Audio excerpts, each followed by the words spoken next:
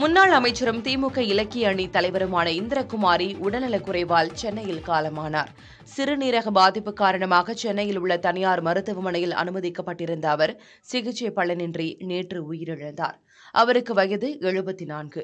இந்திரகுமாரியின் உடல் அஞ்சலிக்காக அடையாறில் உள்ள அவரது இல்லத்தில் வைக்கப்பட்டிருக்கிறது. இந்திரகுமாரி அதிமுக சார்பில் நாட்றாம்பள்ளி தொகுதியிலிருந்து 1991ஆம் ஆண்டு எம்எல்ஏவாக தேர்ந்தெடுக்கப்பட்டார்.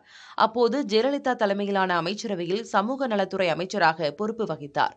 இவர் 2006இல் திமுகவில் தன்னை இணைத்துக் கொண்டார். அவருக்கு திமுகவில் இலக்கிய அணி மாநில தலைவர் பதவி வழங்கப்பட்டது. இந்திரகுமாரியின் மறைவுக்கு இரங்கல் தெரிவித்துள்ள முதலமைச்சரும் திமுக தலைவருமான ஸ்டாலின் நெடிய அரசியல் அனுபவம் கொண்டவர் என்றும் தமிழ்நாட்டு அமைச்சரவையில் இடம்பெற்று மக்களுக்கு பணியாற்றியவர் எனவும் அவர் குறிப்பிட்டுள்ளார். தீரா தமிழ் பற்றுடன் இலக்கிய வெளியில் இயங்கிய அவரின் மறைவு இலக்கிய உலகிற்கு பேரிழப்பு என்று முதலமைச்சர் தனது இரங்கல் குறிப்பில் தெரிவித்திருக்கிறார்.